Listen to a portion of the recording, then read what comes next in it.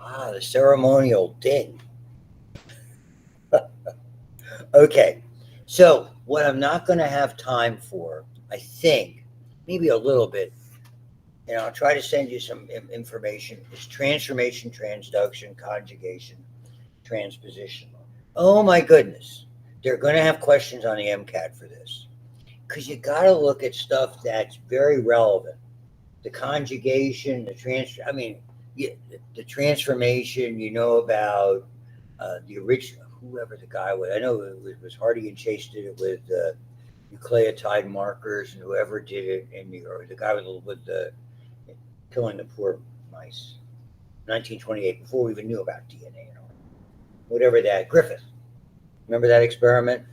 And understand that's groundbreaking stuff to be able to understand the difference between how effectively the capsule in Streptococcus pneumonia was passed. And then they didn't know whether it was genetic material or protein material. And that was the Hardy and Chase where they tagged the sulfur and they tagged the phosphate.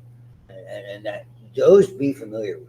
Transduction commented on briefly with viruses to know a bit about lysogenic conversion and what viruses do and the role of phage viruses, and conjugation forever, whether it is just transfer of the F plasmid or whether it is transfer of what they do, how they do the genetic engineering, where you're incorporating the plasmid becomes incorporated into receptive DNA, typically in E. coli, sometime in yeast, and then McClintock's experiments with transposons, you know, jumping genes, as it it was the only way she looked at the Native American corn because it's inappropriate to say Indian corn. I'll be using that joke. Don't tell anybody in my micro class. Native American. You can't say Eskimos. You have to say cold Americans. Just say, shut up, Luke. Nobody cares. Thinks you're funny. Okay. So here's the move on bit. I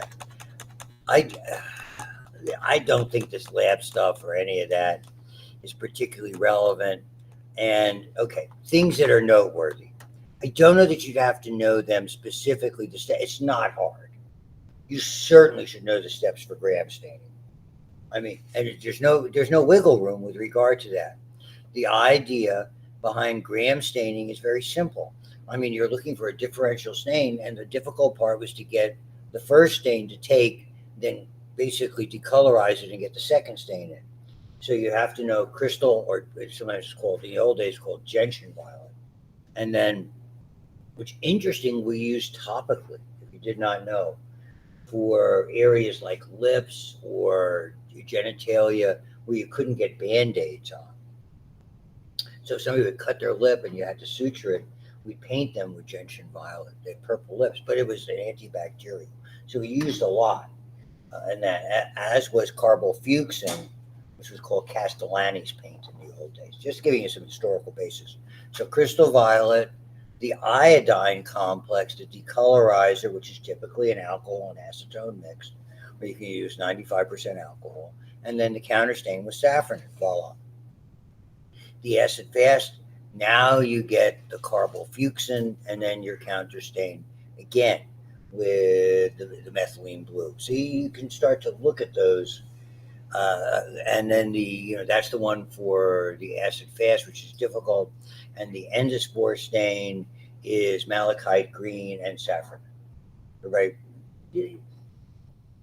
Those are kinds of things that you should have incorporated because they're easy standalone questions with all of those things. So they're not going to go into all the different flagellar formations, because flagella are all about its motility.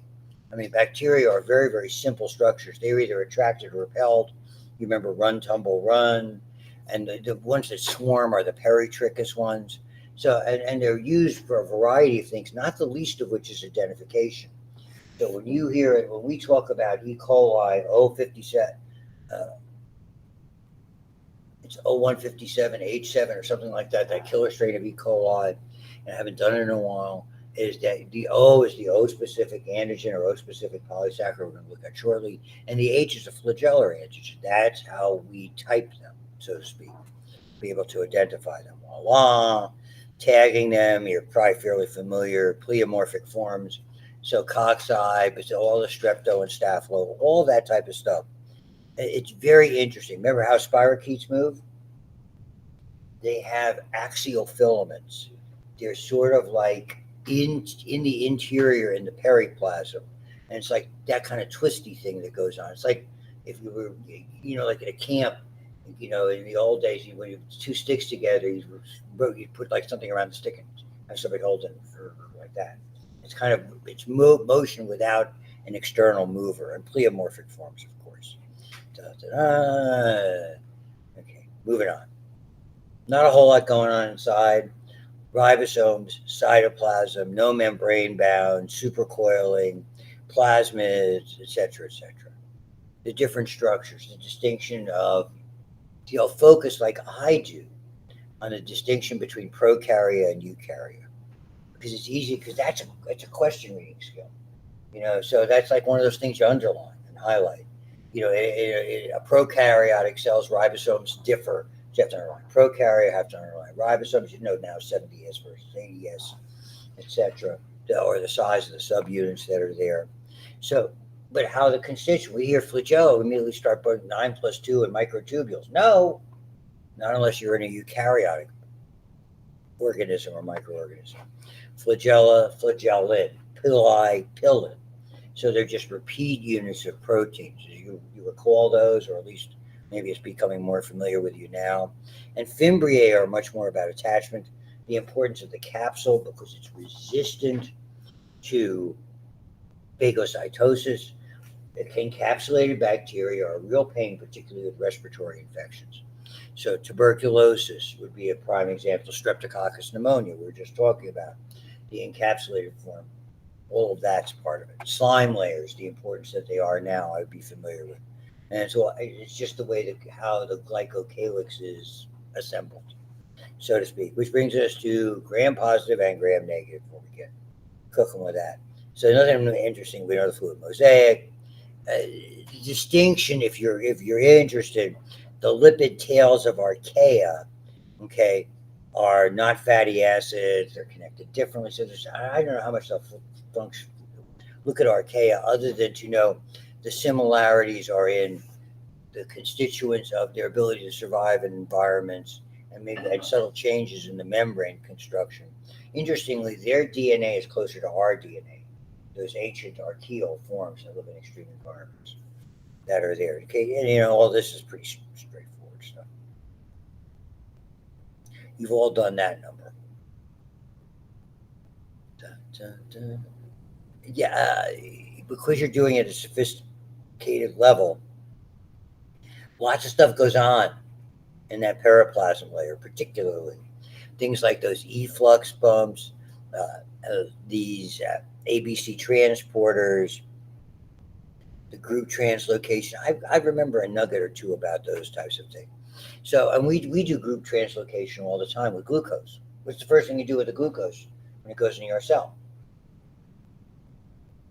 First step of glycolysis. What do you add to it? A phosphate, G6P, right? Why do you add a phosphate? Why does it make it more energetic? It's more soluble. Because the phosphate makes the molecule more soluble. Okay? And now it's not glucose anymore. So there's always going to be more glucose outside because we immediately get rid of the glucose. It's no longer glucose. It's like you're putting a hat on it that makes it more soluble. And it's not officially glucose because you've altered the molecule. And that way you always have a concentration gradient. Happy dance. That's kind of bacteria do the same thing that are there. Different, and so those are things that you do need to be familiar with.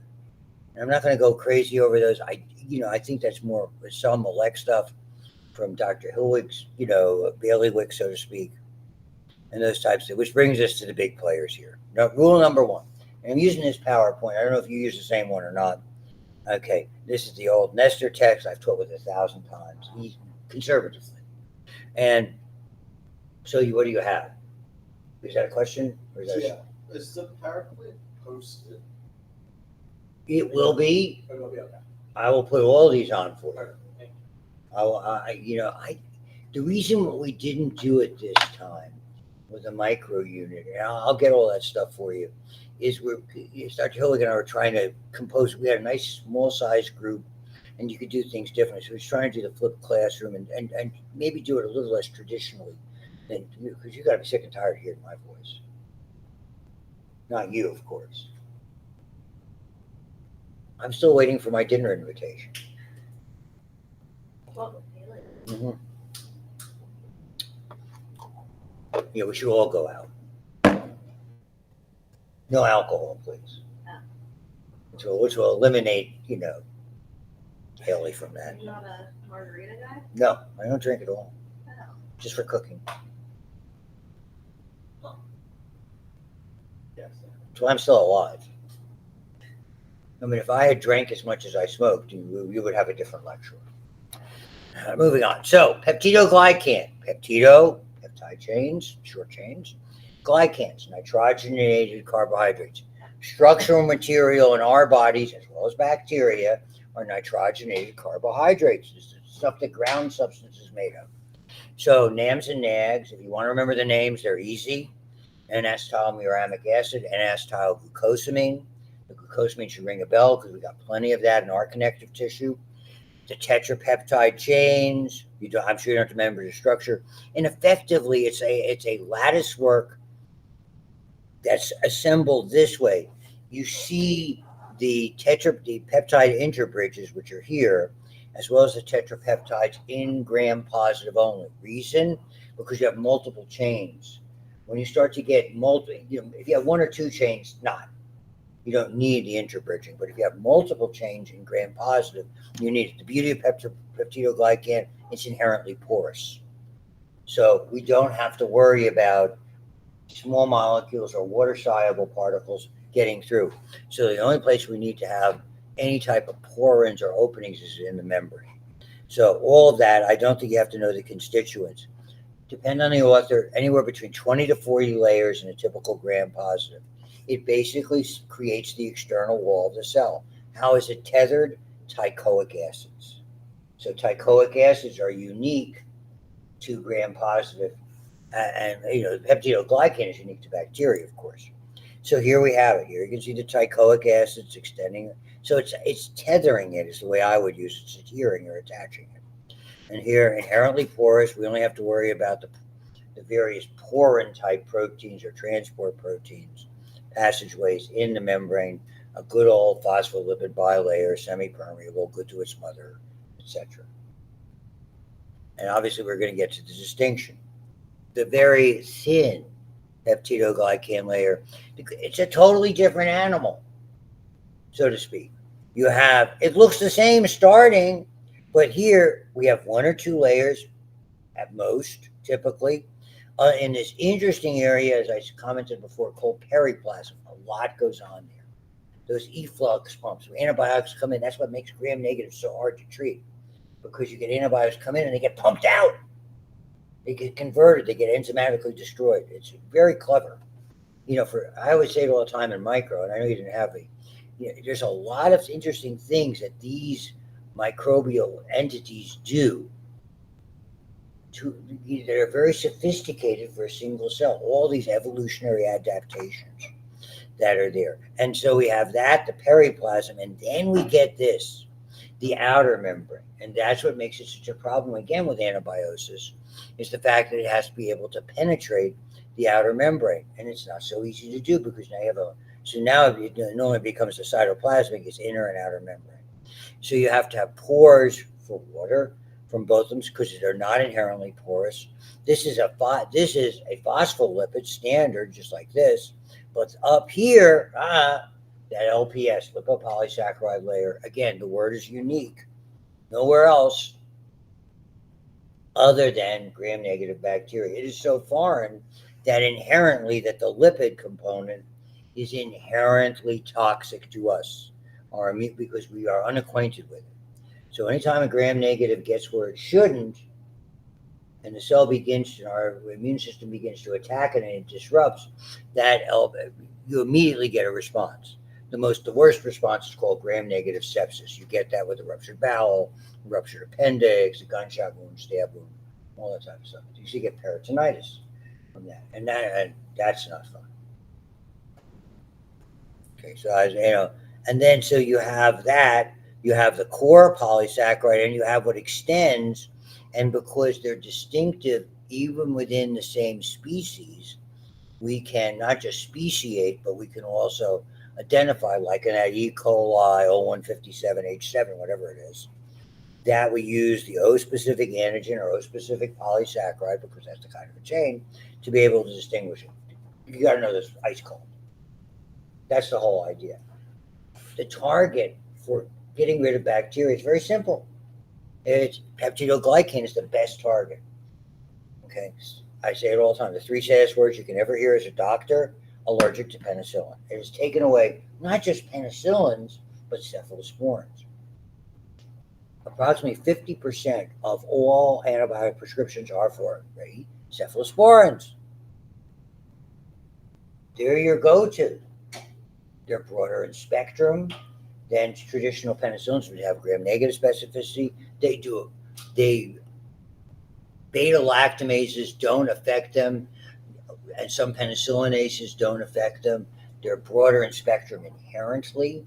Okay, they're comparatively easily tolerated, and there's only about a 10% cross-reactivity, which means someone says they're allergic to penicillin, you want to give them cephalexin.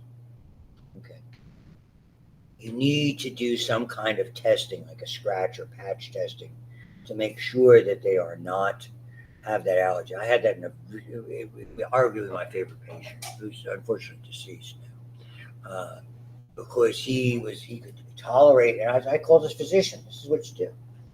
He goes, I'm allergic to penicillin. I called his diabetologist. I said, hey, he needs antibiotic. I'd love to use Keflex. It looks like it's just a staphylococcal garden variety. And he goes, it's okay. I've used it before. Happy days. Doesn't preclude an allergic response. You can do penicillin every day of your life, and the next time you do it, have a full-blown allergic reaction. Your body's interesting.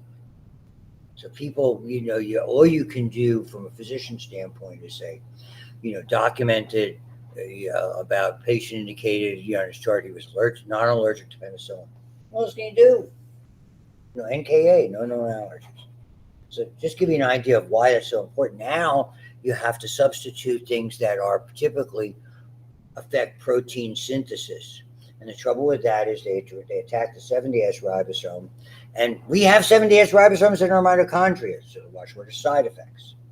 The watchword for penicillin and related, the beta-lactam agents, is they come from fungi, it's allergies. So what do? What is ampicillin? They put an amino-based group on modified, or what we call semi-synthetic penicillin, and found that to be an efficient way to increase or broaden its spectrum to address more gram-negatives. That's why it was a go-to. And then we had to make it orally active, because a lot of times some were destroyed by stomach acid, some were not. So they made amoxicillin, orally, basically ampicillin that was orally stable. And then you have enzymes that attack all of these. Those are two different types, beta-lactamases and penicillinases. They're not the same. They're very similar. Typically, staphylococcal organisms make penicillinases. Non-staphylococcal organisms make beta-lactamases. But we can find another agent to combat beta-lactamases. So they found something called clavulanic acid. So clavulanic acid added to amoxicillin, magic, augmentin. Because we deactivate the beta-lactamases, and happy dance. Now the amox works more effectively. Good news. Bad news, always gives you diarrhea. Major side effect for all antibiotics, GI, and if you forget that, GI. I've prescribed a lot of antibiotics over my 25 years with a prescription pad. So, gram-negative, we call it an remember, exotoxins are secreted. All bacteria, gram-positive, gram-negatives. Endotoxin, see what endotoxin, the answer is gram-negative. Or the answer is lipid A. There are no endotoxins in staph or strep because they're gram-positive. So know your basic gram negatives and gram positives, periplasm, transport, blah, blah, blah, blah, blah. Penicillin, cross-linking glycan chains, lysozyme, those are things that help. We find it obviously immunologically in our body. We do a whole unit on that in phys. We do the immune chapter, maybe the hardest of the chapters. I enjoyed that one particularly, not because it's hard for you, but to understand. Sometimes they don't have cell walls. They have cell walls, but they're not well established. So you end up based on they use sterols. So remember, by and large, there are different things that stabilize. So there's a cell wall that isn't working particularly well. You have to stabilize the membrane. We don't have a cell wall. We have sterols. We have cholesterol. Fungi have ergosterol. It's a eukaryotic cell, but they don't use cholesterol. They use ergosterol. And ergosterol is the number one target. It's the best target for fungi. That's we because remember, a fungus or a yeast is a eukaryotic organism. There's more problems with that because it's very similar to our cells, but the ergosterol is a very useful target. It used to be only topical. Now we have oral and injectable forms. I mean, if I gave you the litany of what we used to use for fungi, it was awful, awful, unbelievable. Most of them had terrible side effects. You couldn't use them other than topically. Now we have diflucan, okay, which is fluconazole, which is just heaven for infections. I prescribed a ton of that. Diabetics, women diabetics on broad spectrum antibiotics like Keflex get a lot of vaginal yeast infections. So you had a code. I put a little post-it note in my chart. I did used to do this. You don't believe me. I should have a picture. Go in the office. There's a doctoral degree in there.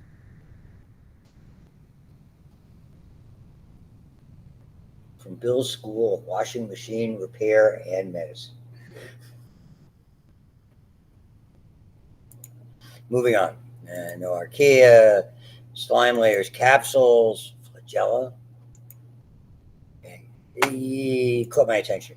Helicobacter pylori. Interesting. They erroneously think it causes ulcers. It could be a contributing factor. I'll buy that. But it does help them bury themselves, okay, and to avoid the acidity to a certain extent. The taxus. Remember, chemo is the most important, then aero. Some exotic bacteria have a little magnetite particles, so magnetotaxis. It's not with the Marvel universe, but it's something like X-Men. Sir Ian, what a great Magneto. Isn't that from X-Men? Yeah, of course it is. Oh. I've been watching cartoons for a long time. My wife hates me for that. Thermo for heat, bacteria that you used. You learned all those heat things. Thermophile, hyperthermia, and photo for ones that are attracted to light or not. The pili, big deal on this. Nucleoid, supercoiled. Inevitably, the supercoiling is something that's very interesting because when it dies, it explodes out, and that's where the fragments come from transformation. You're doing time-wise good. Plasmids, okay. Again, watch for the plasmids, useful but not essential. Okay, come and go as needed. Okay, but we use them extensively, and most antibiotic resistance goes there. And they're the heart of genetic engineering. These are for identification, buoyancy for the aerobic ones, let's say. Cytoskeleton's comparatively minimal, and know a lot about endospores. And the easy test question that they will throw in as a free standard, they'll use the term reproduction. It is not a form of reproduction. Reproduction in bacteria, you start with one, you get two. Here, this is just changing from one form to another. They're going from the, quote, vegetative form. It's a question I always use on my exams. It's in a vegetative state. It's not. It's an endospore state or a spore state. Vegetative, remember, bacteria are like plants. So when they're vegetating, they're happy. They're growing. When you and I are vegetating, it's, me in front of the TV set for hours. Okay. Bacillus and Clostridia. There's some exotic ones that are there that also play a role in antibiotics, like Streptomyces. Technically, it's a kind of spore reproduction, but it's not a true endospore. They're effectively indestructible. Okay, and just we use the term germinate, and it's all about one thing: adverse conditions. And what's adverse to a bacteria? Lack of food, lack of carbon and nitrogen supplies, lack of moisture, anything along those lines. And whatever is an adverse condition. And when you reverse those conditions, they improve. That's what happens with C. diff. That's so common in the hospital. They don't have enough nutrition because the other bacteria flourish. We use broad spectrum antibiotics. Now the C. diff, well, the other one's destroyed. That's very hardy. It'll go from its endospore to its regular form. Nasty toxin. Back in '05, I got C. diff. Not fun. And we do all this, nothing there. We can artificially germinate them in the lab or even endospore them in the lab, doesn't matter. And eukarya membrane-bound organelles, et cetera. The distinction between them. There's another one I would look at with the microscopic. What do we see in plants and animal cells that we don't, that are common, and what are the ones that are, obviously chlorophyll is not, but microtubules are not. Cell walls, wherever one goes to one goes to the other. So look at those different things that you don't see in both. I think that's important as well. And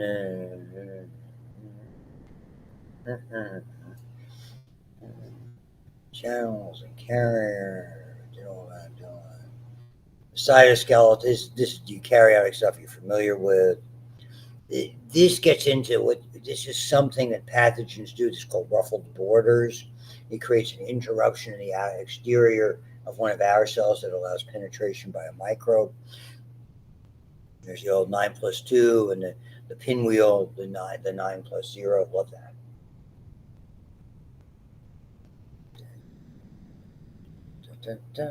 Endosymbiotic theory, you got to know that. Well as I do. The two major factors: circular DNA, not necessarily tremendously supercoiled, and 70S ribosomes. That's it. So you can make more when you need them, you don't make more when you don't need them. What's in a lysosome? You should know the peroxisome stuff. Again, basically what's in there at a minimum: superoxide dismutase and catalase. We use the catalase test all the time in the laboratories. You already should know. So-called bubble test, because true anaerobic organisms, or really preferably anaerobic, like for instance, Streptococcus does not have catalase where Staphylococcus does. And if there's staph, it's gonna bubble. If it's strep, it's not. So it's one of the first things you do to distinguish, because they look alike. All right, on with the show. You ready for questions? You're not ready for questions. Okay. So again, the summary. I'll send you the genetics PowerPoint and this PowerPoint, and we'll go from there. Something I said? No, okay. I said probably was. I'm terrible.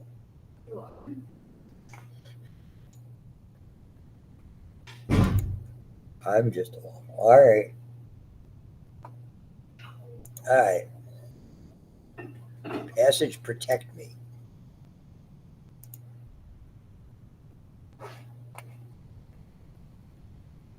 Open up. Maybe you look like you know what I'm doing. It's an image. Oh, I took that first. It was the picture I took so you could see it. I'm sorry, guys. I don't know what I meant. It's the whole. Yeah, this thing. So you know what it says. So were there any questions vis-a-vis this particular experiment that they did? And again, you see a lot of this stuff. So lysogenic and viruses, et cetera, the different things that are part, because you have, we pick it. It's right here in Exam Crackers, and you can get this easy. I'll bet you can get this on Amazon. They'll probably pay you to take it. Anything that's old, they'll pay you to take. Oh, for booksellers, it's like a penny plus whatever their shipping charge is. If you're an Amazon person, you know these things. Books are becoming passe. Hmm?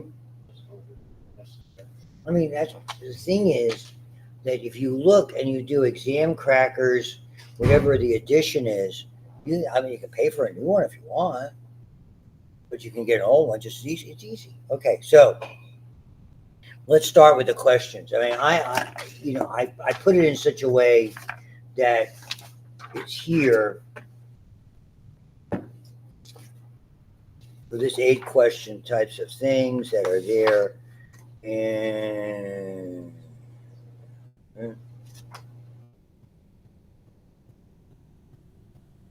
I'm trying to come up.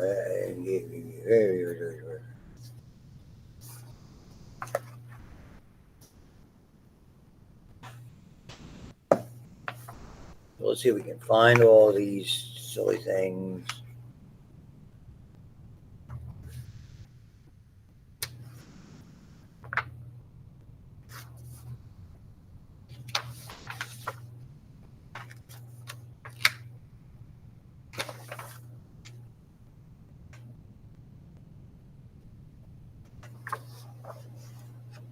Okay. So you're ready. So anybody, you should have these answers. So we'll start. Who is wished to be number one? Go ahead, sir. During the lytic cycle, which component of the host S pneumonia is most likely to be under phage control? I said the nucleus. The nucleus. Let's go. B is the correct answer. Ribosomes. What? Ribosomes. What? Why? It could have been noted that viruses hijack ribosomes during the lytic cycle. So the key is the lytic cycle to produce new virions. Alternatively, the fact that prokaryotes lack membrane-bound organelles takes away A, C, and D. Look at the question. Do they have a nucleus? Do they have mitochondria or endoplasmic reticulum?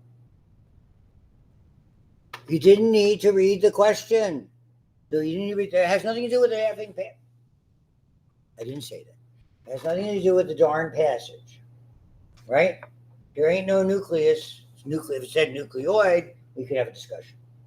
Which of the following cell wall components does phage lysine most likely disrupt? Do you need to know the passage for this one? Anybody? Ben? Two. Yeah, number 2. I had Peptidoglycan, which is correct. It is, first of all, the bacteria is gram positive. So peptidoglycan is alwaage the answer when it's gram positive. Primarily peptidoglycan. Okay. According to figure 1, what effect does the phage lysine have on growth? So this is correct figure 1. Lysogeny and phage induction in strep pneumonia biofilm development. So what do you want to do? You want to take this one, Charles? I guess. I had B, but I don't think that's right. Okay. Losing the phage, A is correct, by the way. Losing the phage lysine always results in a lower growth rate when compared to the bacteria that normally should see this compared to strain variants in that particular passage. So they're looking at the different variants of strains that are there. Okay. And I have difficulty with this graph as well. Okay. So we're taking a look at, relative biofilm concentrations that are there. Okay. And so it's talking about the R36 AP has a higher growth rate than some of the others, has a higher growth rate than all. This answer would also be the most reasonable guess if you had trouble reading the graph, but understood the process. Phage lysine plays a role in breaking the cell wall apart. This is critical step in the formation of a biofilm. Okay. I think that's sort of the way to look at it without having to look at the question, if that helps you or not. I think that's a relatively difficult question. The questions such as this do not always have intuitive answers and are ultimately about interpretation of the graphic data. With their comment. What is the most likely reason for the loss of biofilm mass between 25 and, so you see, boom, it's up and then it goes down. So you can see that. What would be the most likely reason? Okay, nutrient degradation or depletion from biofilm overgrowth leads to population decrease. The released lysine will break down some of the extracellular matrix components.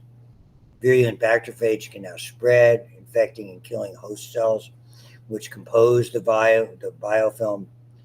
Its critical size, the number of cells begin to increase, but the size of the slime matrix begins to decrease. Anybody? Sure. I have nutrient degradation. That's correct. Most reasonable explanation for loss of bio, the presence of lysine degrading the matrix would cause it to consistently slow the growth rate down is more proved, which is really not the case. Okay. Answer D doesn't make sense. Biofilms are composed of light cells and a polymer made up of, among other things, extracellular DNA. As the cells are lysing, they should be probably contributing to the matrix, not using it up. Okay. DNAase. What's DNAase? We use that in the laboratory. It degrades like extracellular DNA. Right, it degrades DNA. How does DNA is affected by it? Okay. So if you take a look at that, so what you just gave us the answer, I think. D. But most of you should have gotten that one. It's just a basic way DNA works. Okay. What did the researchers choose? Why did the researchers choose to incorporate salmon DNA? They probably like salmon. Salmon sperm incubated with both strains. Okay, sir. I said it serves as a control and DNA is uniquely contributing to the biofilm. Which one were you saying? I said B. To serve as a control, ensure that. Okay. Okay. I think it was either B or C. I just couldn't remember. It turned out it was C. Let's see. C, yeah. The researchers wanted to make sure that any extracellular DNA would contribute to the biofilm's growth. So used a second type in addition to the S. pneumonia. If they had not used the salmon, there would be suspicion that there was something about S. pneumonia's DNA in particular. So there were two ways to approach this. The first would be to note that the experiment stated that it was testing the effects of extracellular DNA in general with no mention of the source. The other way to approach this question would be to reverse. Does the S. pneumonia appear to affect growth more than the salmon or vice versa? It seemed to have similar effects is what they're assessing from this. There's not something special about either of those two DNAs, knocking out both answer choices A and answer choice B. Okay. So it's not, in other words, there's not a significant difference. And it certainly is not, and I don't think that bacterial and animal DNA is really relevant in this discussion. Number 7, what would happen if both DNAase and extracellular DNA were incubated with S. pneumonia strain, which was forming a biofilm?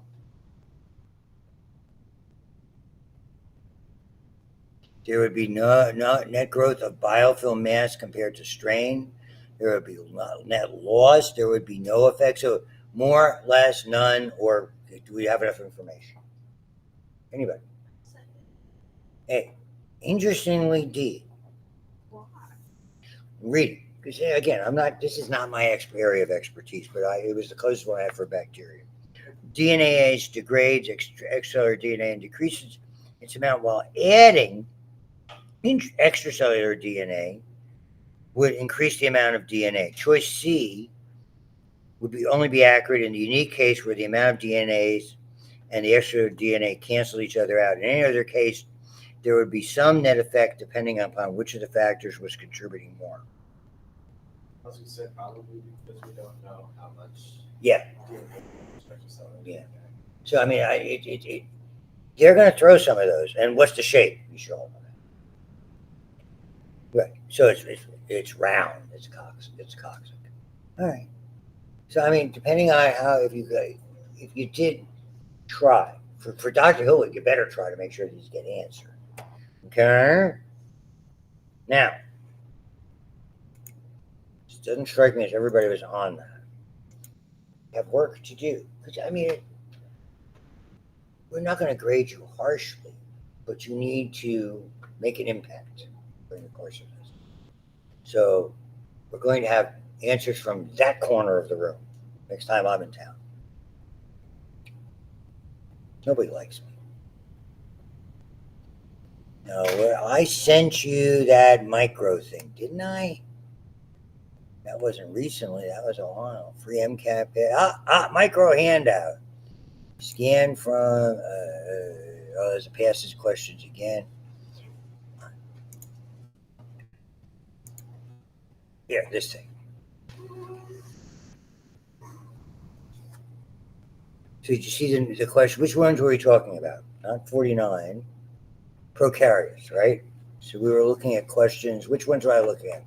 49 through 55. Is that what I asked you? 49, yeah. Okay. Which of the following events does not play a role in the life cycle of a typical retrovirus?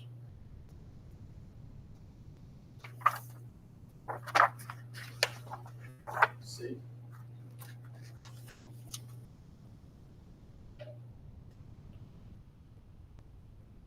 I'm going to give you all before I try to answer them myself.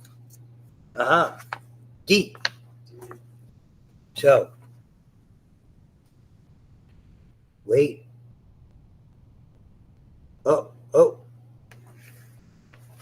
I got the wrong one, I think. That's crazy. Wait a minute. No. I mean, that's where the confusion comes from this. Oh, these are in-class examinations. Oh, yeah.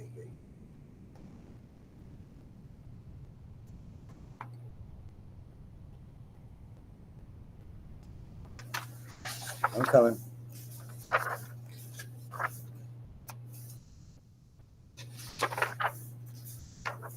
apologize. I should have done this ahead of time.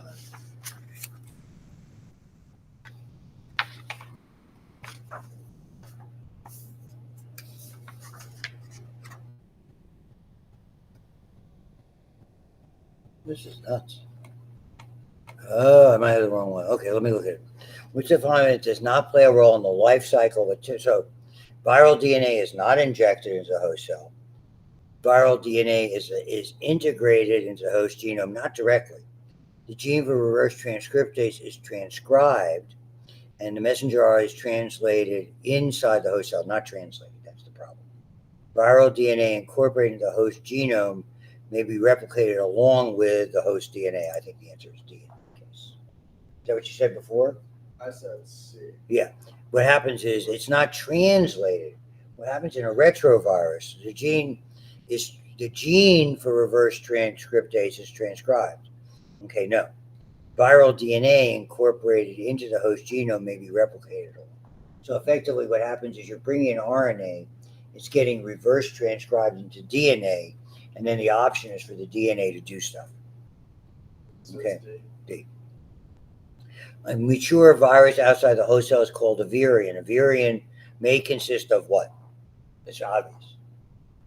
Anybody? What we define what a virus has. First thing that makes a virus, because it's non-living and it's acellular. Does it have a capsid? Yes. Could it have an envelope? Yes. Does it have proteins? Yeah. Does it have both? No. Right. Prior to infecting a bacterium, a phage must reproduce, making copies of the phage chromosome, integrate its genome into the bacterium, penetrate the bacterial cell wall completely. What? So it has to, a bacteriophage does not penetrate the cell wall. It attaches to a receptor and it injects one strand of its genetic material, its DNA, one strand. Most times DNA. Yeah. Most viruses that infect animals, okay, enter the host cell by endocytosis, do not require, whenever you see this do not require, and first of all, everything requires a receptor protein. I always look at those do nots and kind of, because anybody who makes up exams, you struggle to get wrong answers. And a lot of times there's little clues. Do not is a little clue. Not always, but I kind of look at that more closely. Leave their capsid outside the host cell? No. They do that if it said Bacteriophage would be different, or infects bacteria. Capsid goes in, they can't reproduce independently, so they enter most of the time it is endocytosis. There is the other process called membrane fusion, where the external membranes fuse together. So if you have an enveloped virus with certain, not all, but certain ones. Viruses most resemble what? Facultative anaerobes, aerobes, saprophytes, parasites. Parasites, yeah. It's like what happens when your kid gets married, when your daughter gets married to somebody who's a bum. That's a parasite. That's like getting my daughter's first boyfriend. He had to live with us because his parents threw him out.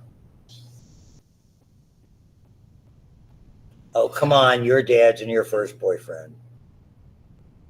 What did he think about them? Bad boy, period. You, not you. My daughter never had that. Moving on. So, bacteriophage is easily recognizable due to typically the tail and fibers more than anything else, I think. You don't have a whole lot. Which of the following would never be found in the capsid of Viveria? Okay? Ribosomes. I did. I didn't like 54. Lysogenic, a cell that harbors an active virus in its genome. Developed immunity, no. Infected with a virus, you could argue that. I think I think that's probably being infected with a virus. Because it's not, you wouldn't say it was inactive if it was there. I think that would be the correct answer. I'll double check and I'll send you the correct answers. How's that? I haven't found the passage. And then, because we don't have a lot of time left. I miss it? My fingers gonna destroy me. Okay.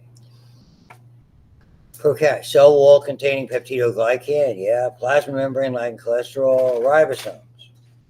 What shouldn't it be all? I mean, the argument about containing peptidoglycan, plasma membrane lacking cholesterol, ribosomes, I think that would all be true.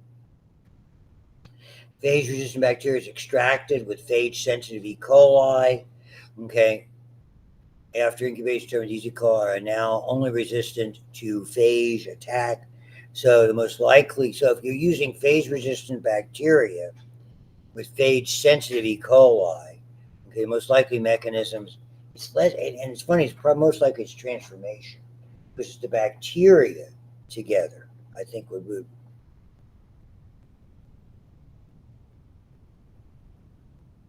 It could be conjugation. I don't think it would be transduction. Oh, DNA is extracted, so it would have to be transformation. Because it's not talking about just the bacteria alone, because they're saying DNA. Yeah, again, to read the question, I didn't. I got to get out of here. Bacteriophages are parasites. I don't want to take up. So I'll send you the answers for all of those so you can see them, because our time is up. All right? Very good.